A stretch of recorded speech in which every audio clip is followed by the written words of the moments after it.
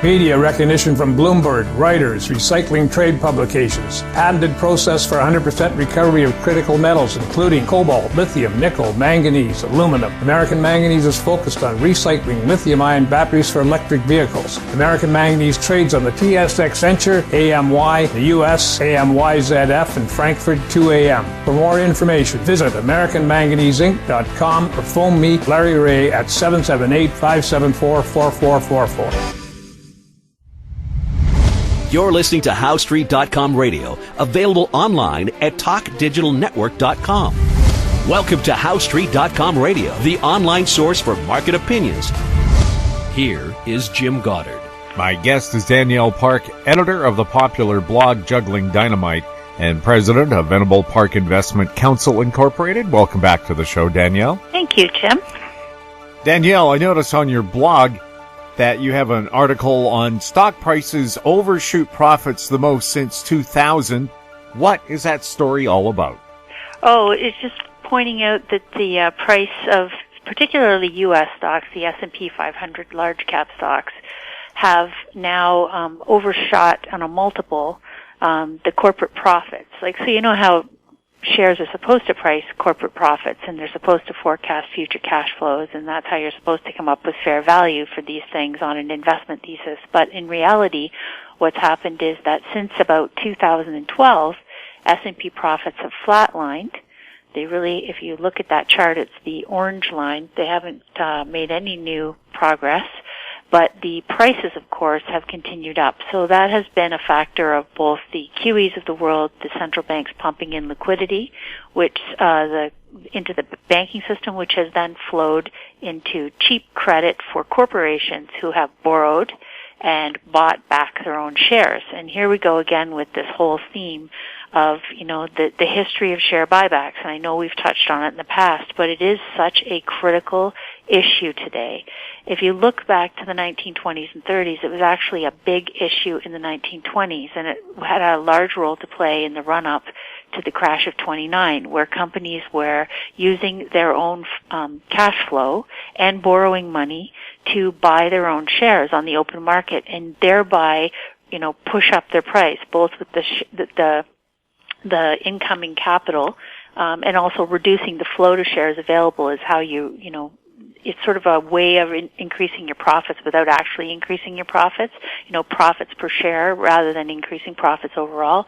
So this has been going on now for the last sort of 6 or 7 years at a record clip. I mean, the estimate is that U.S. alone, since 2011, the big cap companies have spent over $6 trillion buying their own shares. And of course, there's been a lot of studies done on the impacts of this. So if you think about it, what companies can do with the cash flow that they receive after they've paid their expenses, so to speak, they can do one of three things. They can reinvest it in sort of research and development, expanding operations, productivity improvements, technology, that kind of thing. They can share some of it with employee benefits, raising the employees' wages and their, paying into their pensions, for example, is another thing that and then that this provides quite a multiplier effect through the economy, because the more workers that have sort of excess spending ability or discretionary income, of course, the better off the economy is, and that's very economics 101. It's been proven. And the third thing, of course, is that companies can return money to investors, and typically they did that in the form of dividends, which up until about so after the crash of 29 in the 1930s, this buying back your own shares was labeled as stock manipulation by the Securities Exchange Commission in the United States, and it was prosecuted as such. So it was heavily deterrent on the activity for companies. And what happened was companies then went back to doing the first two things, more investing in their companies and R&D and productivity, sharing wages with employees, and also, when they had excess money, paying dividends to shareholders. All of those things have a multiplier effect in the economy, and all of those things are taxable when they happen, right? So if you're paying greater employee benefits, those employees are paying a greater share of taxes and the contributions to things like healthcare plans and that sort of thing. It's old age security. When you pay dividends to investors, they have to take that into taxable income in the year it's received. So governments benefit, employees benefit. You see a lot of multiplying impact through the economy. What happened since about 1982 is that Ronald Reagan actually appointed a new SEC chair in that year by the name of John Shad, who was a investment banker. Not surprisingly, he decided that he wanted more compensation going to shareholders rather than reinvestment in operations or employees. And at that point, he brought in a rule that basically allowed companies to go back to buying back their shares after this sort of, 80-year hiatus, or 60-year hiatus, I guess it was. So at that point, that's what happened, and we've had a really, a crescendoing run of this practice. And in the process, you've got executive compensation that was sort of 15 times the average worker's salary in 1965, which has gone past 220 times today because compensation has disproportionately been about, options and shares and getting share price up. So it's had a very negative impact on the system overall because CFOs will acknowledge, and they have done in many studies, that the primary focus now of financial engineering, so to speak, is a way to get short-term moves up in the share price as a way of, compensating investors for quick money, and also as a way of compensating the executives who are paid based on bonuses about how much they get the share price up. So in the process, everything else has suffered. So the tax base is falling. We have huge deficits at government level. We have huge deficits at the household level. And, we have had many studies, including the Bank of Canada, has come out with reports to say that in Canada this has been happening as well. Canada basically follows the U.S. in all these sort of habits, and companies have been doing a huge amount. I put another chart on the blog as well, showing the amount of Canadian buybacks, and it's all sort of the big banks, Royal and CNR, all the major companies that make up the TSX 60 have been doing this with billions and billions of dollars of cash flow, which has levitated the share prices. But again, you've got this gap between stagnant revenues and falling revenues. Now you've got an earnings recession going on where earnings are actually contracting, and still you have them buying back shares in 2019 in Canada's case at a record clip.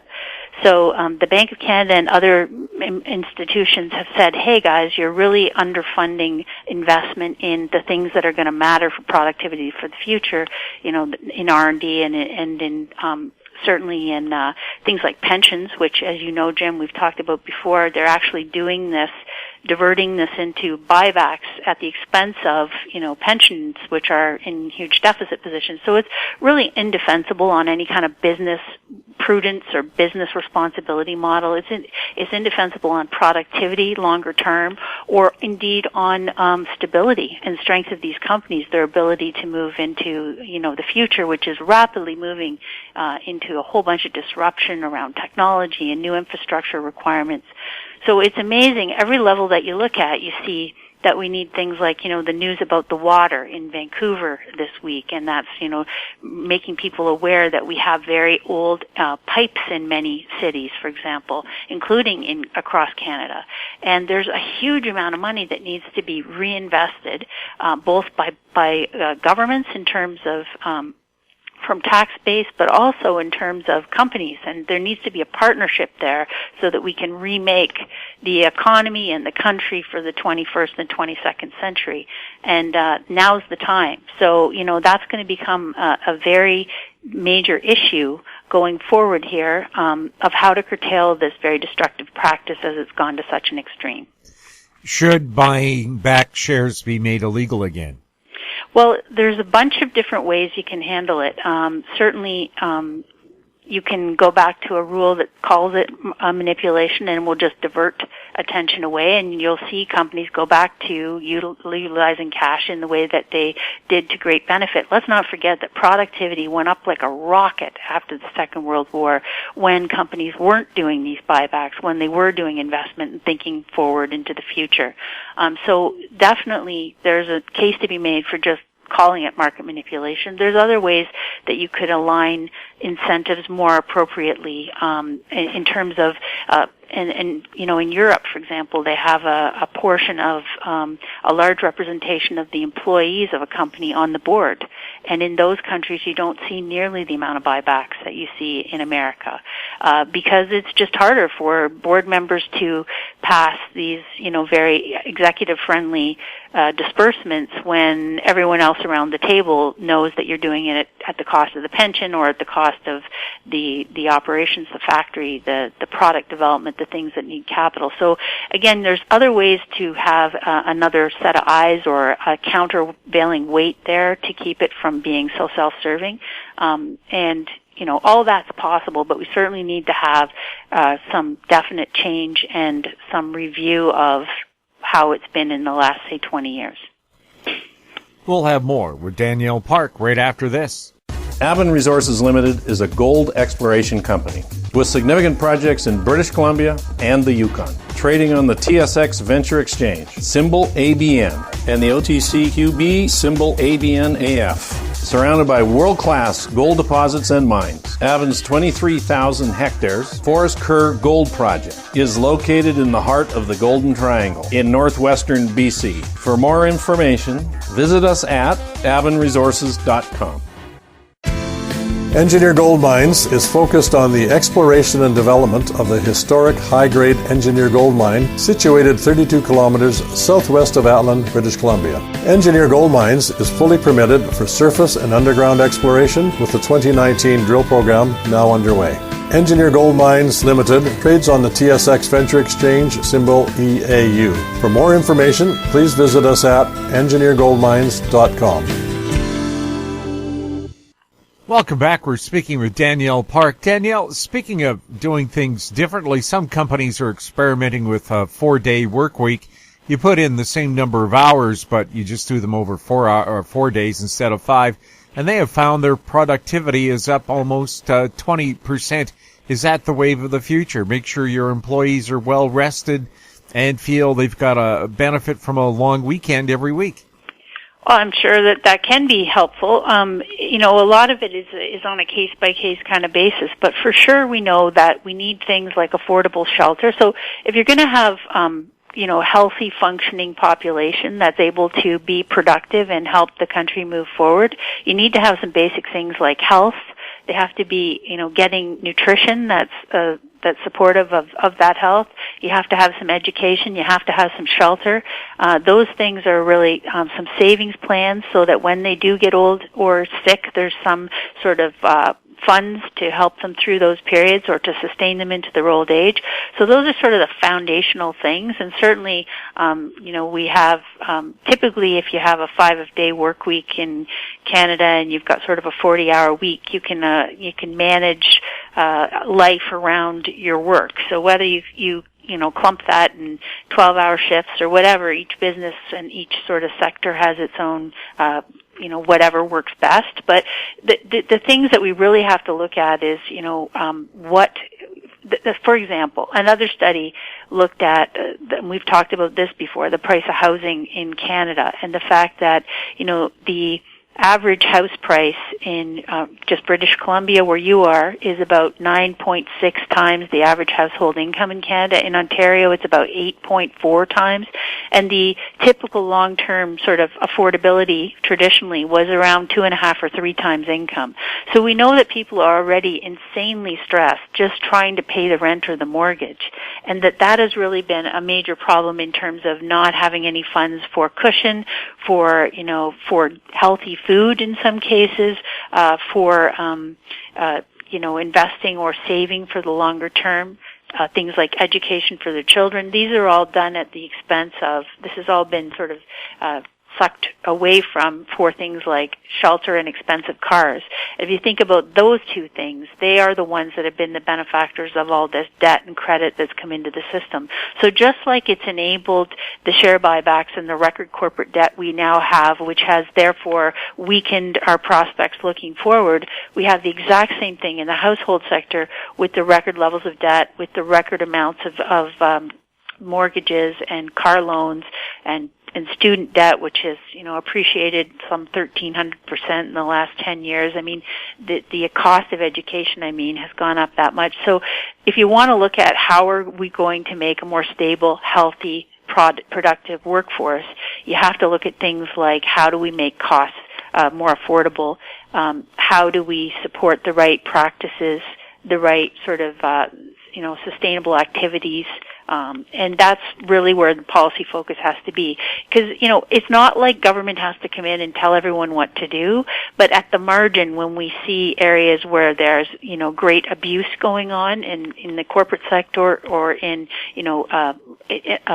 borrowing practices, if you notice, there was also a report this week that showed that the stress tests that came into the banking system with respect to mortgages in the last couple of years have actually improved the future strength and stability of the country. And that's exactly right. Even though the realtors and the construction sector and all that were, crying that this was the worst thing that could ever happen, what that is that's, foregoing some short-term profit in sales for some longer-term strength and stability. And that's the mindset that I'm talking about here. We've really all got into this, how do we get something today and not worry about how to pay for it, or how do we make a buck today and not worry about whether it's sustainable, and this is the problem.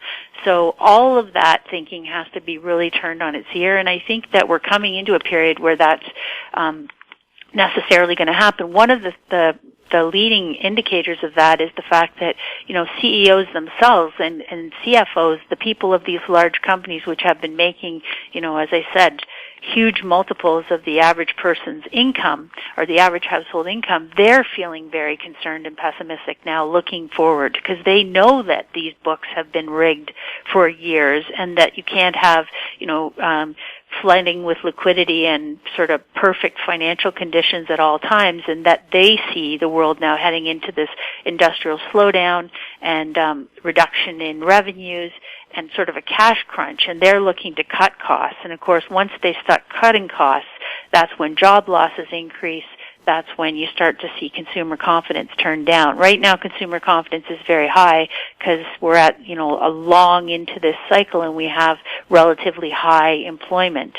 But once the companies increase their layoffs, you're going to see a dramatic turn, and then a lot of people are going to be caught off guard, I'm afraid. We'll have more with Danielle Park right after the break. Cypress Development Corp. is developing a world-class lithium resource in the heart of Clayton Valley, Nevada. The size of the resource makes the Clayton Valley project a premier asset with the potential to impact the future of lithium supply. Cypress Development Corp. trades on the TSX Venture Exchange, symbol CYP, the OTCQB, symbol CYDVF, and on Frankfurt, symbol C1Z1. For more information, please visit our website, cypressdevelopmentcorp.com. Don't miss out. Stay informed. Receive the HowStreet.com weekly recap with thought-provoking podcasts, radio, and articles delivered to your inbox. Sign up for the HowStreet.com weekly recap on our homepage at HowStreet.com. Welcome back. We're speaking with Danielle Park. Danielle, global manufacturing is down. Is this a warning sign? Yeah, well, and it's all the major countries and economies in the world. Only emerging markets have seen a little bounce in the last few months, but generally speaking, all the major economies. So the EU lowered its growth forecast looking into 2020. The Bank of Canada did a similar thing. Everyone's basically warning that the developed economies have growth prospects of maybe 1% in 2020, and that's generally speaking a stall speed, right? When you get that kind of close to the wire, again, it makes a very precarious situation. And this is all, every time you get a headline about the tariff negotiations going on with the United States and China, that's about how to divide the pie or how to share the demand, but it does nothing to actually increase demand in this falling global climate. So they're kind of arguing about how to pair up the shrinking pie, if you will, and every time they come out with a statement, we should have an agreement shortly, the stock market rallies. But really, if you think about that, this downturn has been going on now for the last, since 2018 for sure. And every time you get a headline, you get a rally, and that gap of reality where share prices get so much further away from where profits really are, it's like a crocodile jaw, that ultimately stretches and then slams shut. And that's where the risk comes in this whole environment, where you've got, a U.S. president that's pointing out rallies in the stock market as his report card, where you've got CEOs of companies pointing at rallies in stock market as their report card. Meanwhile, none of this has anything to do, in fact, is counterproductive to what comes next and how we're going to get through, how we're going to restore demand, in how we're going to invest for the things that matter, rebuild infrastructure in the world. It's kind of like while everyone's been focused on the short term, no one's been worrying about the longer term, and the longer term has now arrived, and it's quite angry with deficits and problems that need attention. So, there's a lot of areas that we can direct funds now. The strife is going to come around, where do we get the budget from? And this is what you're seeing in the United States with, the next election, the talk of how they're going to increase tax for billionaires, because there's just a deficit of money. It's like, again, the till has been emptied and IOUs have been left, and now we've only got IOUs in the drawer. So we have to find a way to get cash actually into the system that will support longer term. In the short term, that means the downturn in demand and spending in the world is likely to continue, and that makes it more difficult. Less revenue, it's harder to parse it out. On your blog, you talked about game changers. What specifically do we need to change, and in what game? Oh, that was actually a documentary that's on Netflix that was recommended to me, and I watched it, and I have to say that it's extremely inspiring, and it's about elite athletes in the world and how they have made the switch to plant-based diets, and it's not because about the climate, although many of them are. It's because they want to have optimal health and performance in their sport. So it's really quite eye-opening for anyone that's been, our generation was raised on these, big food mantras that we need to eat, meat and dairy for our protein. And it just so shows the science and the reality that was like, they used to tell us that doctors smoked Camels and that cigarettes were good for us, right? And they spent years trying to convince the public with a campaign that was the best thing for them. And of course, in reality, the opposite was true. The same thing is very true about the big food industry and what we've been taught over the past many decades about, what's in our best interest for health. And this documentary really just shows in real time actual people who have made this transition and the results that have followed. It also looks at the impact in our bloodstream of various foods and how quickly you can see it show up in terms of coagulation inside the vascular system. It's really quite interesting. So I just thought that, again, there was an article, there's been many lately studies done on the economic impacts of the health risks and problems in both the young and the old of our population, right? People living longer, but with much more intervention and, medical assistance and drugs required to extend that life. And that's a crippling effect both on productivity of the population, but again, on the economic side.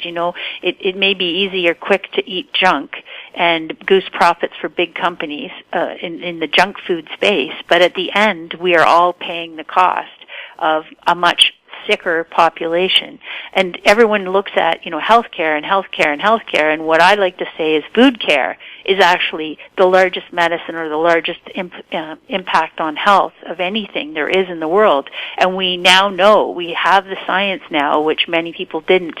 A long time ago, you could argue, well, no one knew that then. Well, we know it now, and we have it. Just the evidence is there to show that eating better in terms of more plants and less meat and less dairy is definitely better on every single level. Talk about efficiency improvement in terms of water, in terms of land mass, in terms of, carbon output, in terms of, just basically our ability to be healthy, extend life, and not need so much support from the healthcare system. So anyway, it's a very impressive film, and I just put it on there because, again, I don't just talk about the health stuff as a pie-in-the-sky disconnected theme. This is fundamental to our financial and economic stability, and that's why I tie it in. It's so important. Danielle, thank you so much for chatting with us. Hey, thanks, Jim. Was there something else you wanted to add? No. Okay. My guest has been Danielle Park, editor of the popular blog Juggling Dynamite. If you have any questions for Danielle or any of our other guests, you can send them to info@howstreet.com. Find us on Twitter @HowStreet. Our YouTube channel is Talk Digital Network. I'm Jim Goddard. Thank you for listening. Comments made on HowStreet.com radio are an expression of opinion only and should not be construed in any matter whatsoever as recommendations to buy or sell any financial instrument at any time. Available online at TalkDigitalNetwork.com. HowStreet.com radio is a production of HowStreet Media Incorporated.